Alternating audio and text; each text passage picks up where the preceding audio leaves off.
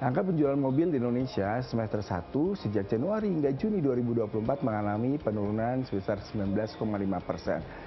Angka yang cukup tinggi ya, bahkan mencapai hampir 20%.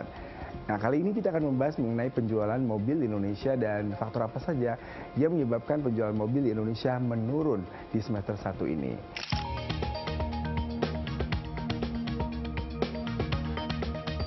Nah, kalau berdasarkan data dari Gaikindo, pada penjualan semester 1 Januari hingga Juni 2024 ini, kendaraan bermotor sudah terjual sebanyak 408.012 unit. Sayangnya, angka ini turun sebanyak 19,5% jika dibandingkan dengan 2023. Nah, sementara kalau kita membedah penjualan mobil di bulan Juni ini saja, untuk penjualan wholesale mencapai 72.936 unit. Tapi sayangnya ini masih turun dibandingkan dengan tahun 2023 lalu sebesar 11,8%.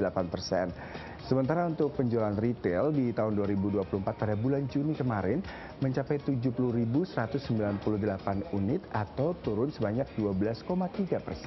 Nah, berdasarkan data dari Badan Pusat Statistik, penjualan kendaraan di semester 1 2024 ini sudah mencapai 2,78 miliar US dollar.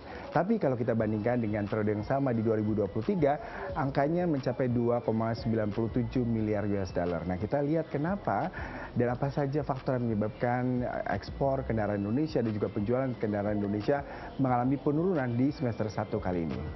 Kalau bicara mengenai merek kendaraan apa saja yang laku di sepanjang semester 1 2024 ini, berdasarkan data dari Gaikindo masih didominasi dengan merek Toyota, kemudian juga Daihatsu dan Honda. Nah, ini adalah beberapa kendaraan yang memang penjualan cukup baik di semester 1, bahkan Toyota mencapai lebih dari 140.000 unit di semester 1 2024. Lalu ke negara mana saja tujuan ekspor mobil Indonesia? Berdasarkan data dari PPS, kita akan merinci ada 4 negara terbesar, yaitu Filipina, di mana hampir 27% kendaraan kita diekspor ke sana, kemudian disusul dengan Vietnam, kemudian Arab Saudi dan juga Meksiko. Nah, industri otomotif Indonesia mencakup dan memberikan lapangan pekerjaan sebanyak 1,5 juta tenaga kerja, sehingga industri otomotif Indonesia juga salah satu industri padat karya yang memberikan peluang dan kesempatan kerja bagi warga Indonesia.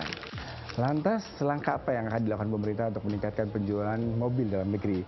Salah satunya adalah memberikan insentif fiskal bagi para produsen untuk mendapatkan kemudahan membeli bahan baku.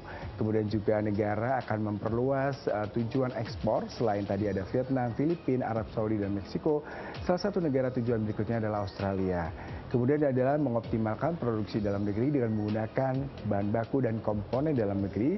Dan yang terakhir adalah meningkatkan teknologi dan inovasi kendaraan bermotor yang ramah lingkungan yang menjadi salah satu alternatif jenis kendaraan baru yang memang menjadi keniscayaan di masa mendatang, di mana Indonesia juga memiliki bahan baku yang cukup banyak terkait dengan nikel, sehingga nanti optimalisasi dari hulu dan hilir bisa dimaksimalkan dalam industri otomotif di tanah air.